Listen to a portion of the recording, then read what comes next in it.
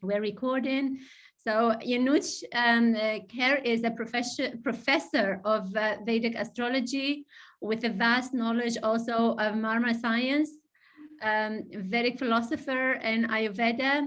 Anuj uses his experience of more than 12 years to spread the ancient wisdom and bring health and fulfillment into the world. So without further ado, off you go. Thank you so much for coming tonight and sharing with us your knowledge. Thank you, Hayat. And thank you again once everybody here for being here this evening, taking out your precious time.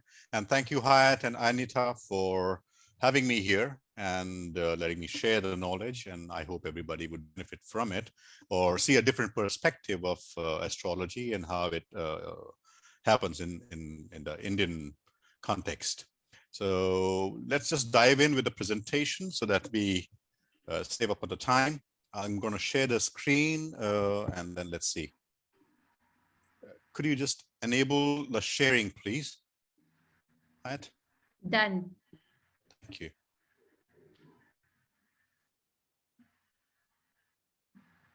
All right. Are we all seeing the screen? Yes, we can. All right. So I'll just dive in straight into it, and then we can, once we are done with the presentation, then we can always discuss, because it's primarily a discussion about astrology at large and Vedic astrology in particular. That's where my specialization lies. And as is customary, this is my introduction. The first slide, it's about Vedic astrology, and you have my, in short, my contact number, which is in France, where 33 is not written there. All right, so that's the first one. The second one here, this is about me. So I basically I'm coming from India, and I hail from a family of Vaidya. Now, Vaidya is a term that we use for Ayurvedic doctors. So in my family lineage, my uncle, my father, grandfather, and his, my great grandfather, they all were Ayurvedic doctors. And although I have studied professionally as a hotel manager or hotel management, but I developed taste in astrology, which we already, being in India, you always come across all these mystical sciences and things happening around you. And although you may have a scientific temper, but you always are troubled with these questions when you experience all these mystic things around you, and you naturally have questions. And that's how I started there. Then I also learned Marma therapy or Marma Shastra, Marma science, which is quite related to acupuncture, acupressure, and things like that. It's about points, different points in the body, which is again, it used to be a secret science before, and taught only to masters or generally in martial arts for killing or maiming somebody, and also for healers to heal them. Same points I use for both. Then I use the Marma in the massage therapy with some Ayurvedic oils and other things. So anybody who is into massage or is a masseurs, they can benefit from Marma, especially those who are into surgery. They can, of course, learn from Marma by avoiding those points. Then professionally, I'm into hotel management. So I manage restaurants and hotels and set up concepts and things like that. Now, I use my hotel management and culinary knowledge coupled with a little bit of Ayurveda and astrology to use all that into menu, food, health, and all these things. And generally also interested in the history and how the culinary arts developed. So that's in short about me. Now let's dive straight into this. This slide here, I give you these 4 different methods or the ways of displaying the horoscope or the Thema Astrale. The one in the top left, this is the one that we use in north of India. And although all these 4 are telling you the same thing about the placements of planets in the zodiac. So this is actually the description or the picture of the sky at the time a person is born, as seen from the place he was born. So this is the one you use. The left one is the North Indian chart. The second one on the right-hand top corner is the one that we use in east of India. The circular chart we all are familiar with because that is what is primarily used in Oriental or Western astrology. And the right-hand bottom, that is one that we use in south of India. So southern India uses this particular chart. It has basic differences. I'm more used to seeing the North Indian variety because I come from north of India, and that's where that gives me quick insights. Now, very briefly, because this is just an introductory session and not really something to learn in this session, but just to get familiarized with it. Now, this is here a North Indian chart, and we start, it is a classical chart, so it starts with 1. Now, this here, the first one, where it is the number 1, this is ascendant or ascendant in France, because that's where I stay right now. So ascendant always is, in fact, any planet in the ascendant or Lord of the ascendant is master of the entire person or the entire horoscope, but primarily it refers to the head. In particular, the head, but the entire body in general, and your physique, the way, and when we say ascendant, what does it actually mean? Ascendant means at the time of our birth, that is the zodiac, or that's the sign that was rising in the east. So the sign that is rising in the east at the time of our birth becomes ascendant. So if it is Aries, which is rising, then the ascendant will be Aries. Let's say if it is Libra, which is rising, the 7 will come here in the first house. So that becomes your ascendant. So Libra becomes your ascendant if the sign Libra is rising in the eastern horizon at the time of our birth. Here, we just need 4 details to calculate the chart. That is your one's date of birth, time of birth, place of birth for the latitude and longitude, and what is one's sex, gender, that is male, female, because that's what that we cannot find out from a chart as to what it differs. The interpretation differs for both a little bit, not too much, but there are certain aspects that are added in a female astrology. Now, the first house refers to body, physique, and in particular the head. The second house represents money, accumulated wealth, or the family wealth. Kutum or family, the whole family, it depends how your family is, your profession. Then speech, your face.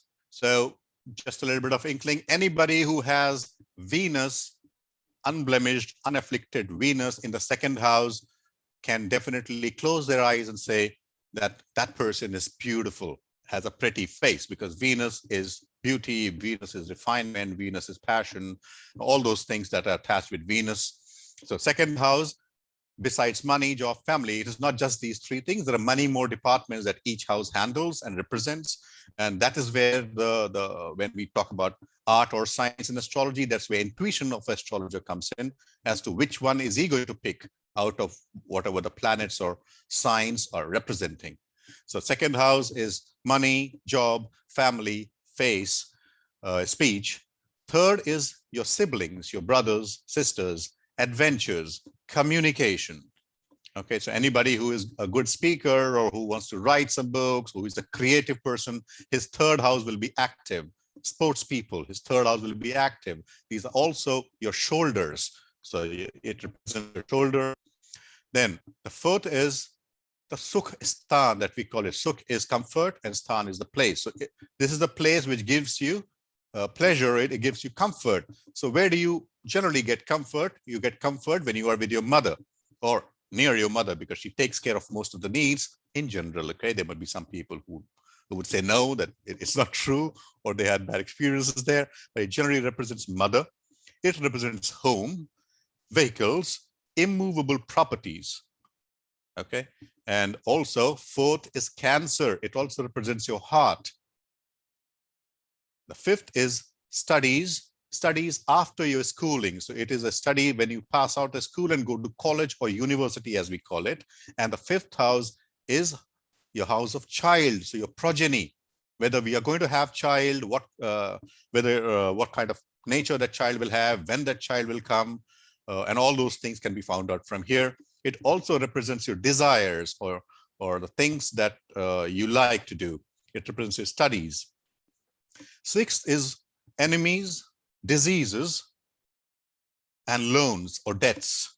So sixth house represents enemies, diseases, loans or debts, how competitive you are, how well you fight your adversaries, or how do you react when you are placed in a situation which requires competition or which is competitive place.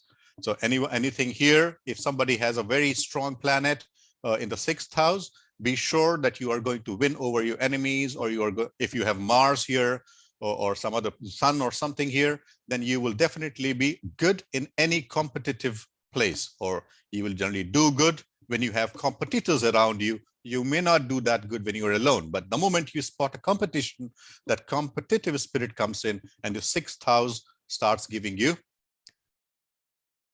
gets active and starts giving you results. Now, seventh house here is about partnership. So when we talk partnerships, we talk about husband and wife, because that's your life partners. It also represents your business partnerships.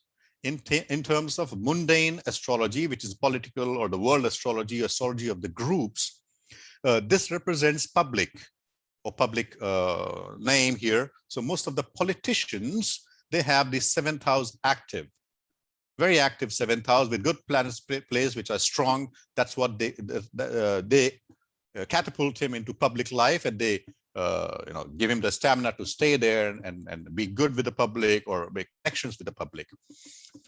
Then we come to the eighth house. Now, eighth house, generally we call it a very mystic, hidden things. It is about sudden happenings in life. It's about accidents, sudden ups and downs in careers, fall from disgrace, or sudden promotions. It is also the house of occult, or all the sciences which are hidden. So let me put it into perspective. Let's say if somebody has eighth house connected with his profession, along with many other planets which are indicating that he would be working in professions which are related to eighth house. So that that person can be in espionage. He can be a spy if it's also related with sun and government. He can also be a researcher who is researching things which are hidden. He can also work depending on which planets, because it's not just one planet or one house which influences your life. Many planets together, all the planets and houses work together to give us a wholesome personality or life and living. So people who are working with minerals or oils or things that are under the ground, that also are reflected by the eighth house. Now, ninth house is a house of your fortune. It is the house of higher learning. It is a house of religion. So people who have adverse planets here, they would not be so religious, or they would choose another religion, or they would be attracted towards other things in life.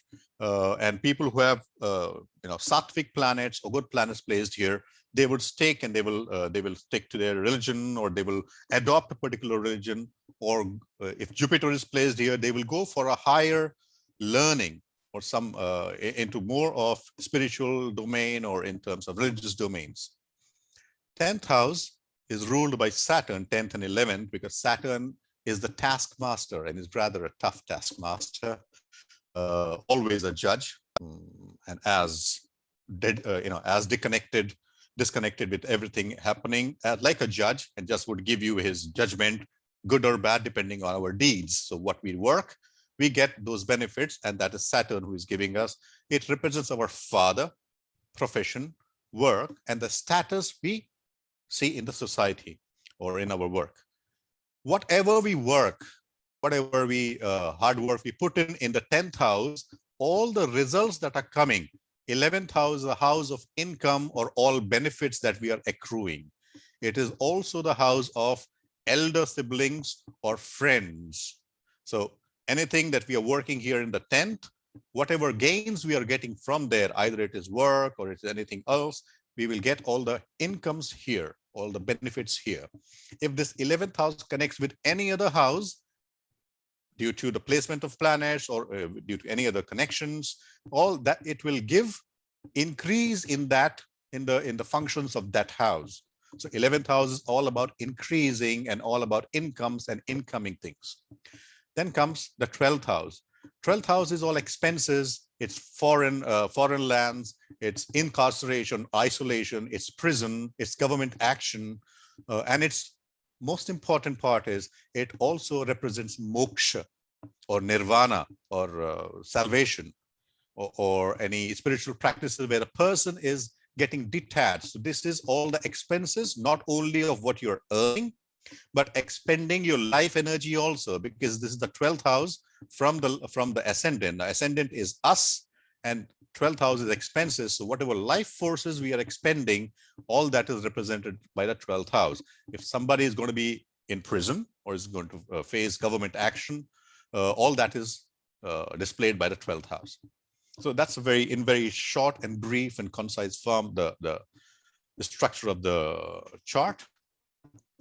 Now, I've just noted here, what is astrology? Is it art? Is it science? Is it mathematics? Or is it just some abstract way of explaining just by logic and other things? So in my understanding, and I'm sure everybody has a different understanding and different take on that, but my perspective on this is astrology is a probabilistic science and it is not a deterministic science. So it helps us assess the karmic momentum to a certain degree, but that momentum is being constantly fed with new karmas, because we cannot stay without doing a karma. At every time, every moment, we are doing new karmas. We are creating new actions, either by thoughts, by deeds, or by action itself. So all the three, by thinking, by doing, and by speaking, all these three constitute a karma. So they are already being fed, they're constantly being fed by new karmas. So it is tough to be 100% accurate or sure in terms of reading a chart. So that is one question why it is not accurate, is because there are some inbuilt properties or factors into astrology which will 100% result into that one cannot be spot on 100% all the time. My take on that is, as an astrologer, if a person I'm going to consult to an astrologer, if he is accurate or exact in 70%, 75% of the time, I would consider that it is 100%, because 100% is an elusive figure, whether in science or in any other domain. 100 is an elusive figure. We always strive towards it. It's difficult to achieve and rather impossible to achieve. We can always be 99.9, but never 100. Now, what is Vedic astrology? So that is one that we practice, and it gets its roots from the Vedas. It is part of the Vedas. It is the sixth. Vedas consist of 6 parts, which is Shiksha, Kalpa, Vyakarana, Nirukta, Chanda, and Jyotisha. Jyotisha means astrology. So it's the 6th. Out of the 6, the 6th one is the Jyotish, which is part of Veda. It's called Vedanga, or the branch of Veda. Now, there are 3 categories, or skanda, as we call it in Sanskrit, the shoulders. So there are 3 categories. Astrology is divided. Vedic astrology is divided. The first one is Siddhanta. Siddhanta is all about astronomy. There is nothing else in it. It's just mathematics and astronomical calculations, and where the planets are placed, how fast they move, where they would be, what's their declination, and all those things, azimuth and declination, and their placements and their path and things like that. So this is 50%, and that's why 50% of the astrology is absolutely mathematics. So there's no ambiguity about it, whether it is science, art, or not. 50% is astronomy and dealing with maths and numbers. That's mathematics. Samhita is text on astrology, except the mathematics. So in Sanskrit, we call it Maidani. Otherwise, we call it a mundane astrology, which is political astrology, astrology of the groups, and things like that. And the third one is Hora, or the natal astrology. This is what I generally deal with. I don't get into more of mundane astrology because that's much more complicated and requires many more charts to see at the same time to get or to read about those charts. So I mostly concentrate on natal astrology. That is astrology for individuals as to how our life is going to shape, how our life forces are, how the planets affect us, how they affect different houses, and thereby affecting the various factors that are represented by that particular house. So here, once again, natal astrology is about individuals. There's one more astrology we call horary astrology, or astrology based on time. So depending on at what time a person poses a question to the astrologer notes that time that the question has been asked. And based on that time, he's going to answer the query that person has asked. That's a very important branch of astrology, especially used for those for people who do not know their exact time of birth, or who just don't know what time they were born. They know their date of birth, but they don't know their time, so they can't really have their natal horoscope made or calculated. So they can, of course, use horary astrology, or an astrologer who does this. So he would be able to just listen to the question, chart out the horoscope for that particular time, and then give you the answer regarding that. I will get into the details as to how it works. It basically works on the moon placement at that time, but I'll get into details if there are questions on that. Then mundane astrology is Medani Jyotish for groups, collective events, countries, kingdoms, nature and festivals, wars, and all those things. Then there is another astrology that is more prevalent. I mean, in India, of course, we use all of these, and electional astrology used by everybody, almost everybody, for marriage, for opening a shop, for starting any good work, or whatever projects the person is starting, building a house, all those things. It is used for fixing a good time, because we say everything else is changeable, the time is perennial. So the seed of any project success or failure are sown at the time of starting of that event. So that time is very important. And at this point, I would just like to say the time of birth of anything, and especially for the individuals, is very important. So if we don't know our time of birth, or if we don't haven't noted down the time of birth for ourselves, at least we can start trying to note it down for our children, or those who have not noted or not or ignorant of this particular aspect of it. So that's one. Now, what is the fundamentals of astrology that we use in Vedic methodology? So we use 9 planets. So that's called Navagraha. Nav is 9, and Graha is planets in English. That's translated as planets, but it doesn't mean planets in totality. Graha means anything which has a control on you, anything which has captured you or gotten hold of you. Once something has gotten hold of you, it has a power to control you or affect you. That's what called a graha. And that is translated as planets in English, but it's not the 100% translation. So let's not get digressed while talking about sun, moon, and other things, that they are not planets or stars and satellites. They all in Indian astrology are known as grahas and loosely translated as planets. Then we have 12 rashis, which I just explained, 12 zodiac signs, Aries to Pisces. Then there are a special feature of 27 nakshatras in Vedic astrology, which is very, very important. Now, nakshatras are constellations. These are star clusters around the fixed stars. So it's not just one star. When we talk about a fixed star, it's not just one star. These are star clusters, and each star cluster spans to 13 degree 20 minutes. And these are 27 nakshatras. When we divide 360 by 27, we get 13 degrees 20 minutes. So each is divided into that. Now, planets that we use are Sun, Moon, Mars, Mercury, Venus, Jupiter, Saturn. These, of course, we are all familiar with these. Now, Rahu here means the head of the dragon, or the north node. This is not a planet. This is not a satellite. It's a mathematically calculated point, which is the intersection of the elliptic and the orbit of moon around the earth. So when moon is orbiting around earth, and earth is going through an elliptical path around the sun, those two, when moon is orbiting, it intersects that path in 2 different places. So one is called the north node, which is traveling towards the north. The other one coming down is traveling towards south. It's called the southern node. And it's also called dragon's head and dragon's tail. In Vedic astrology, they are called Rahu and Ketu. Now, Rahu is just the head of the same. It used to be mythologically, it used to be the same person, and his head was chopped off. So he has just the head and not the body. Ketu is just the body and not the head.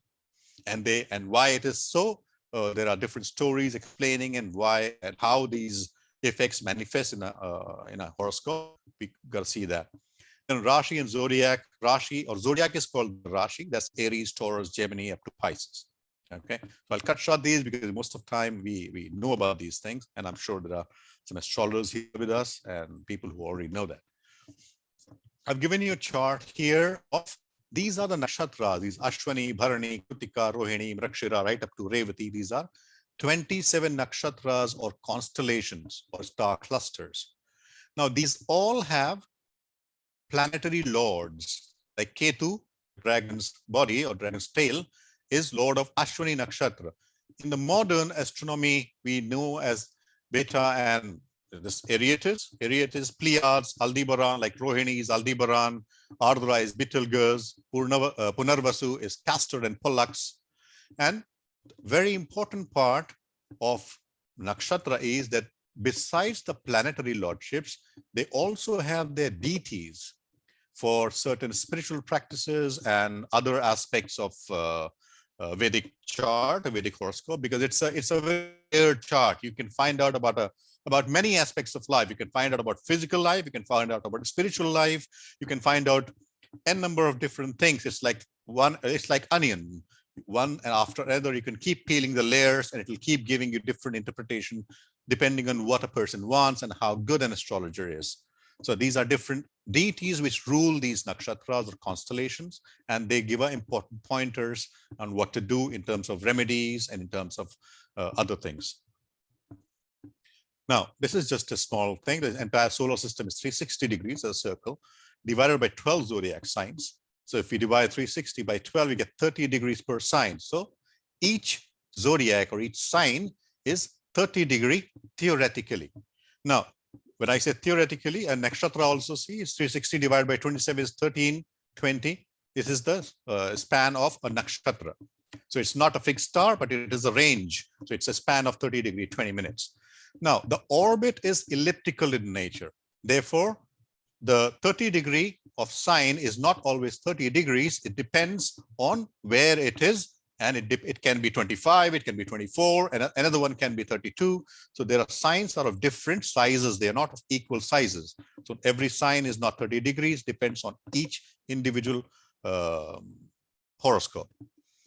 Now, there are many ways the planets and signs are divided in Vedic astrology. So they are divided in terms of their elements, of the 5 elements, water, air, earth, fire. They are also divided in terms of gender. They're also divided in terms of directions. I've given you as an example that these are the way: fire, earth, air, water. So fire is 159, earth is 2610, air is 3711, 4812. When I say 159, 1 is Aries, 5 is Leo, 9 is Sagittarius. It's a short denomination to save the space and make it more legible for those who are already into it. So these signs actually represent the number. Aries is 1, Taurus is 2, and all that. So 1, 2, 3, 4, and the male, female, and dual characteristics. So these are gender, these are elements. Now, days of the week. Now, Sunday, dimanche in French, and Ravivar. Ravi means sun, and var means the day. So Ravivar is Sunday. Monday, lundi, Somvar is moon, ruled by moon. So every planet here, except the dragon's head and dragon's tail, they get a lordship of one day of the week. Now, each day is named after a planet. So, and also across many languages, the days of the week are same. Like in France, lundi is Monday. Monday would represent to moon. Lune or luna is lundi, so it represents moon again, and D is the day of the moon. Soma is moon again in Sanskrit, so Somvar is again day of the moon. Tuesday, in French it is Mardi, or the day of Mars. Mangal is again the word for Mars, the planet Mars. So we can see in different civilizations, different cultures, although the culture is different, the language is different, but the day of the week is represented by the same planets, somehow connected. So I don't know if somebody would know why is it so, why they are connected and why they are named on a particular planet. And why not otherwise? And my question at large is, today being Sunday, so my question is, why is it Sunday today? It's a worthy question to ask. Why is it Sunday today? Why not Saturday or Monday or Tuesday? What makes it Sunday? Why it should be Sunday today? If you haven't asked this question, you should, as an astrologer, especially if you're interested in astrology. So I have tried to explain why it is, since I asked the question. So, well, I would not leave you to go and search for it. So I just put in a slide to explain why it is. Now, this is planetary speeds. And this is sun. I've given you a guide as to how much time the sun takes. It takes 1 year to complete one round of the entire zodiac, or 360 degrees. Moon takes about 27 days, 33 days. Mars about 2 years, a quarter to 2 years. Mercury takes about 3 months to complete the entire zodiac, 360 degrees. Jupiter takes about 12 years. Venus about 225 days. Saturn about 30 years, 29 years. Rahu, which is the head of the dragon, is 18 or 18 and a half years. So, and in terms of month, in terms of day, in 1 degree, movement of 1 degree happens in 1 day. So all this is the speed. Now, these planets here I have arranged from slowest to fastest. The slowest planet. Now here in Vedic astrology, in classical Vedic astrology, we do not take extra Saturnian planets. So in my studies, I do not include Uranus, Neptune, and Pluto. I just use planets right up to Saturn. I don't use extra Saturnian planets. So it's Saturn, Jupiter, Mars, Sun, Venus, Mercury, and Moon. So Moon being the fastest, Saturn being the slowest. Now I've put an asterisk here near Sun.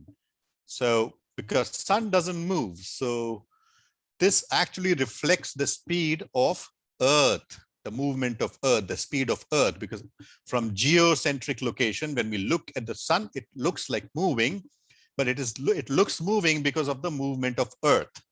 So when Earth is moving, we see the speed of Earth in the speed of sun. It's a geocentric model.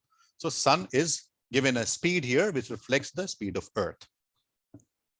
Now let's go and understand why the days are named the way they are and why that is important. It's also very important in reading the chart as to which day you are born. If you're born on Tuesday, in generally speaking, even though your Mars may be placed wherever it is placed in the horoscope, but as per the day, you will have some elevated energy of Mars.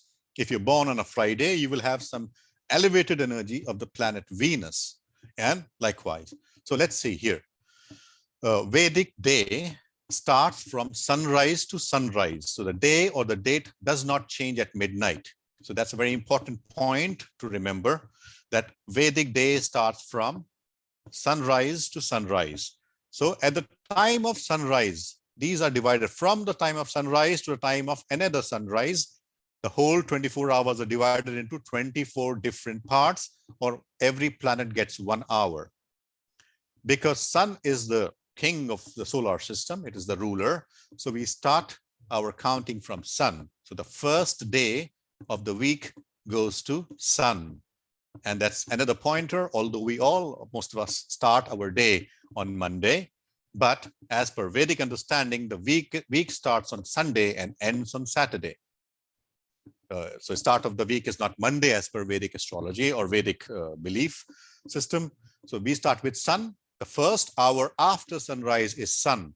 The second is Venus, as per, it's arranged as per the speed. Mercury, Moon, Saturn, Jupiter. So once we go 24 different hours, the 25th planet or the 25th hour that comes is of the Moon. That 25th hour will come on the next day after the sunrise. That 25th hour will be ruled by Moon. So it becomes Monday. In the same way, we go down 24 times or 24 hours, one by one. The 25th will be after Moon will come Mars, and then Mercury and Jupiter and Venus and Saturn, and thereby it continues. So that is the reason why our days are named the way they are. and they cannot be, a Sunday cannot be a Monday, and a Monday cannot be Tuesday. It is designed as per this.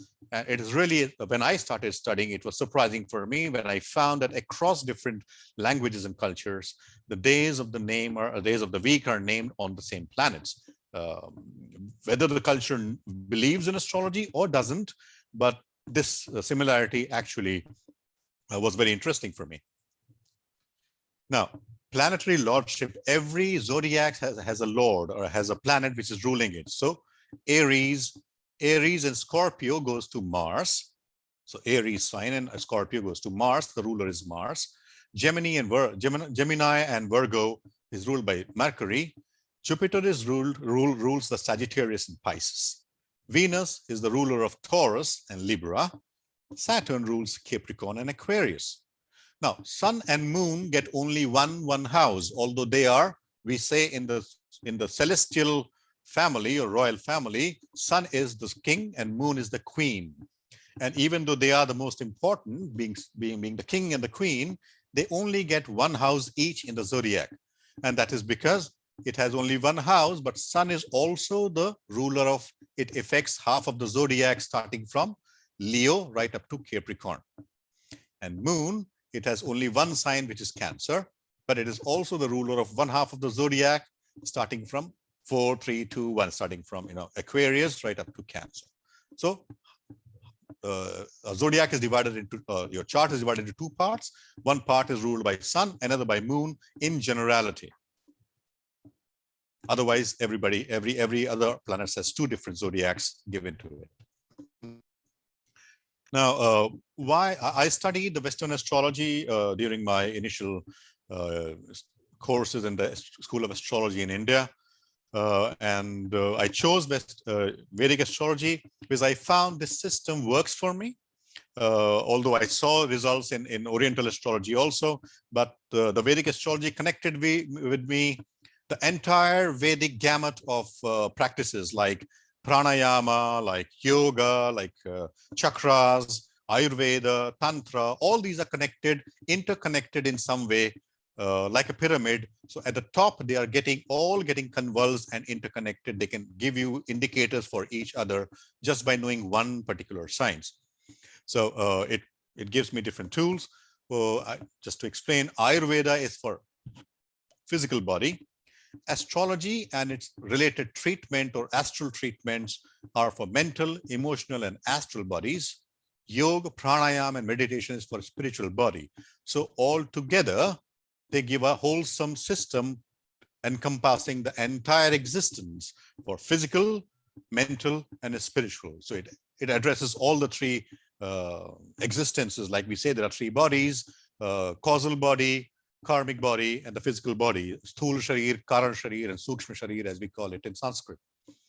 So now all these planets and different vata, pitta, kapha in Ayurveda, if somebody knows about it, and in astrology, the ascendant, sun and moon, or the ascendant, the 5th house and 9th house, all these are connected in different ways to different sciences or different verticals, elements, herbs, plants, mantras, energy status, different triguna, which is sat, raja, and tamasic directions. All these are connected in different ways to astrology and Ayurveda and can be interconnected, interpolated.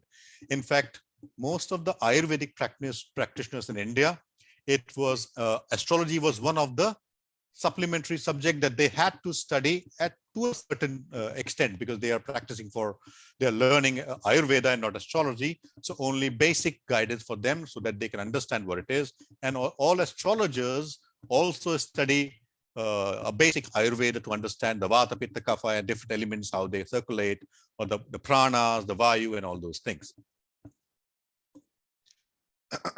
Now, sorry. That is the long and short of the presentation. I did not want to go into this, that we can spend time more in the discussion and make this webinar the way it is. It's for discussion and to learn from each other. So that's where we are. And in case somebody has questions or somebody just want to share their experiences or ask, put some pointers here in the presentation, now we are all open for the questions. So, all right. I'll try to answer it in different ways, the way I have experienced it, okay? I have given twice I have given advice, astrological advice, because the mother or that couple, especially I knew the mother, and she called me that the doctor has said that it will be a C-section, a cesarean. So could you please tell me, these are the dates the doctor has given me, could you please tell me when I should go for the cesarean? Okay. Now, in fact, that also, I can also combine that with, if you're going for a surgery, very important that you note where your transit moon is going on your natal chart. Because if your transit moon is going through that organ in your body, which you're going to operate, you will bleed more. Okay. So the doctors will have more bleeding. They'll be controlling more of bleeding. So you postpone your surgery to another day when the moon has passed that, or maybe previous day when the moon is not reaching there. So there'll be less of fluid when they operate on you. That's one. Now, second, in terms of pregnancy and controlling that, I am a firm believer, man can plan, but whether that will happen on the way he has planned or not, that is not in our hands. As much as we try to plan, but the things happen the way or the time they want to happen.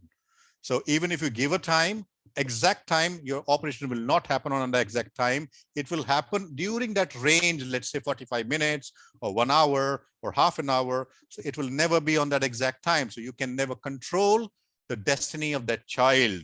The child is coming with his own destiny.